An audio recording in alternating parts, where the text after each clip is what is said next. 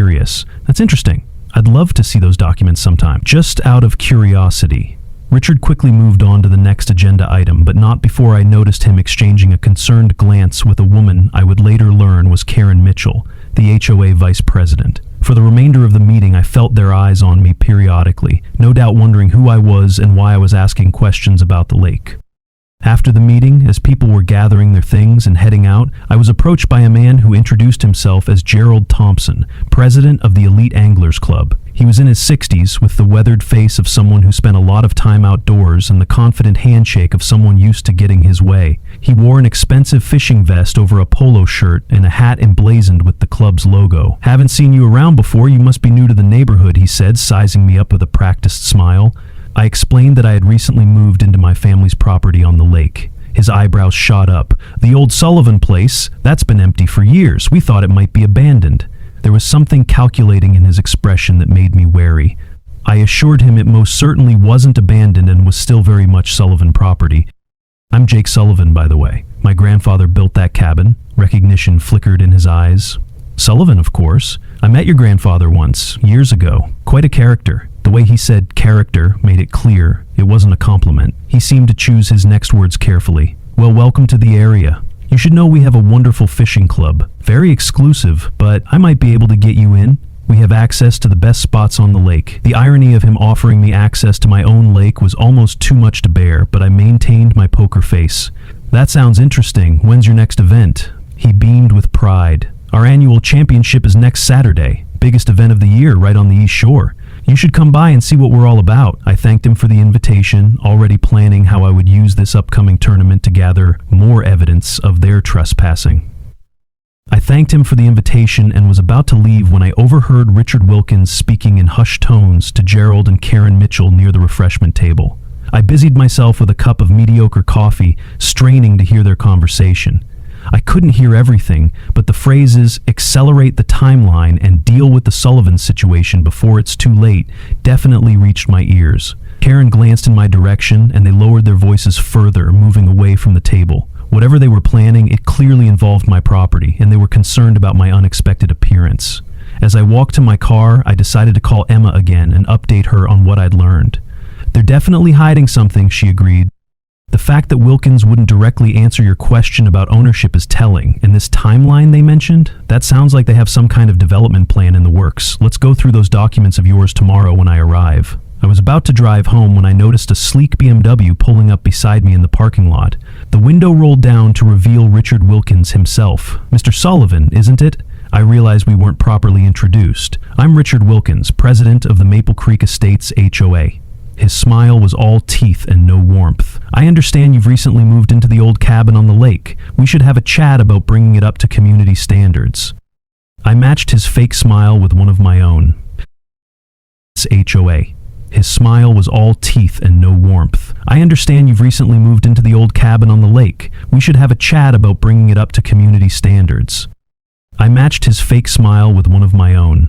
"I wasn't aware that my property fell under your HOA jurisdiction, Mr. Wilkins." His smile didn't falter, but something flashed in his eyes. Irritation, perhaps, or concern. "All properties in this area are part of our community vision, Mr. Sullivan. We pride ourselves on maintaining certain standards. Your boat, for instance, is somewhat rustic for our tastes." He practically spat the word rustic, as if my grandfather's well-maintained fishing boat was somehow offensive. I decided to play dumb a little longer. "Is that right? And what authority does the HOA have over boats on the lake?" Richard's smile tightened further. "As I mentioned in the meeting, the lake is under HOA management. It has been for years." He waved his hand dismissively, as if this should settle the matter. I nodded thoughtfully.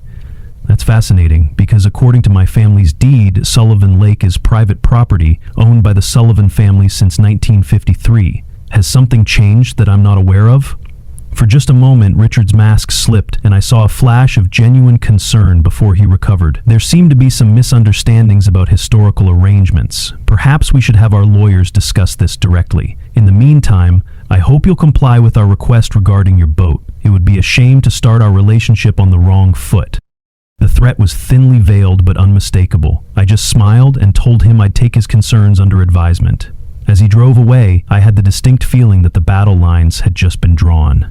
When I got home, I discovered that Richard Wilkins hadn't wasted any time. My boat was gone from the dock, with nothing but a property violation notice left in its place.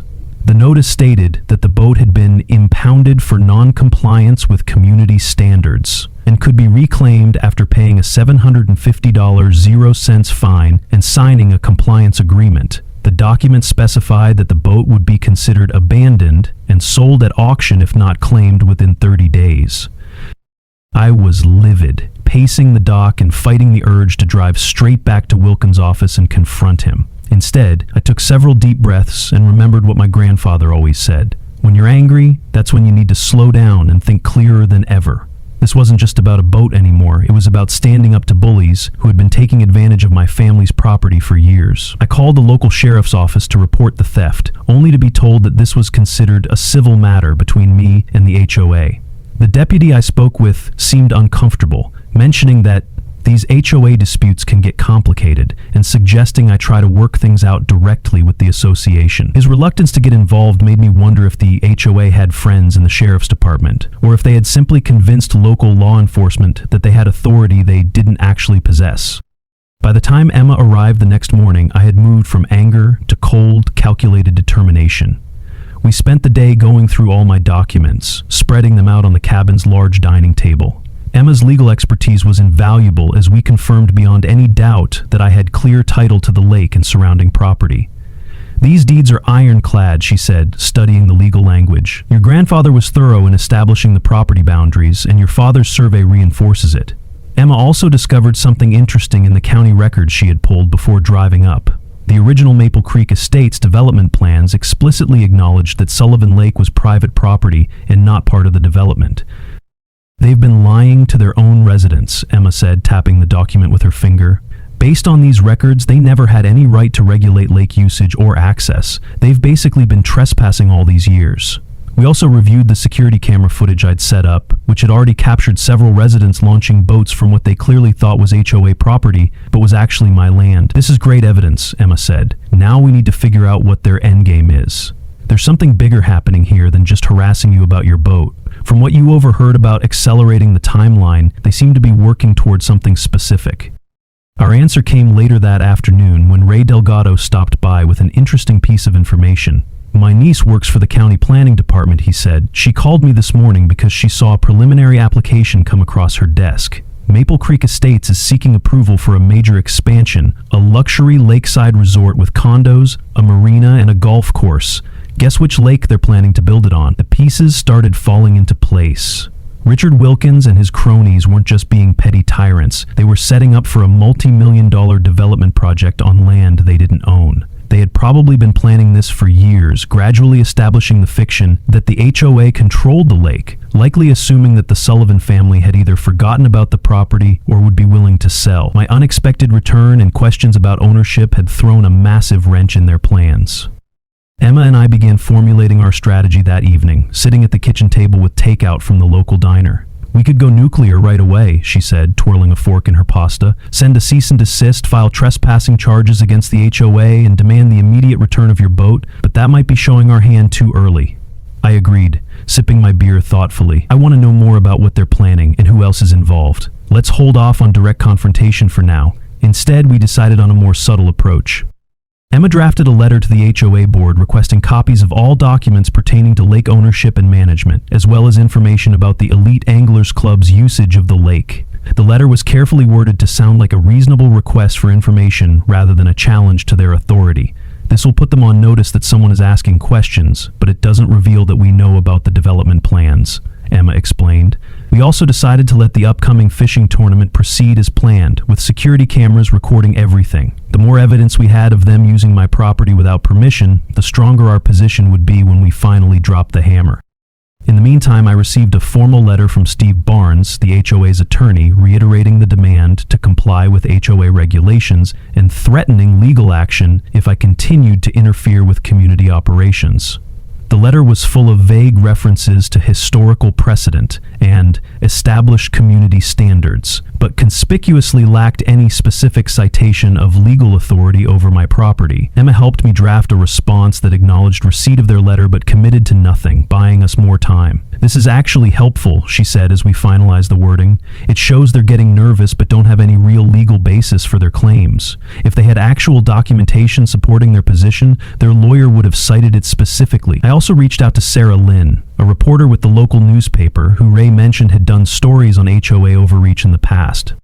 We met for coffee at a small cafe in town, far enough from Maple Creek Estates to avoid being seen by any HOA members. Sarah was in her mid-30s with sharp eyes and the kind of focused attention that good journalists have, listening intently as I shared some of what was happening, being careful not to reveal our full strategy. "So they've been using your lake for years without permission, and now they're trying to stop you from using your own boat on it," she summarized. "That's classic HOA overreach, but there seems to be more to this story." Sarah was immediately interested, especially when I mentioned the resort development plans. "I've been hearing rumors about a big project, but no one would go on record," she said, scribbling notes. "If they're planning to build on private property without the owner's consent, that's a major story." I asked her to hold off on publishing anything just yet, but to keep her ear to the ground about the development plans and the investors behind them. The day before the fishing tournament, Richard Wilkins appeared at my door, unannounced. I had just finished my morning coffee and was reviewing some of the security camera footage when the doorbell rang.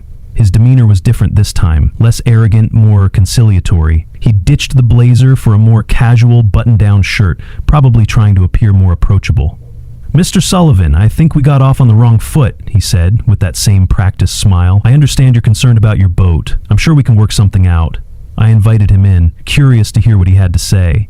He made a show of admiring the renovated cabin, commenting on the rustic charm with barely concealed condescension.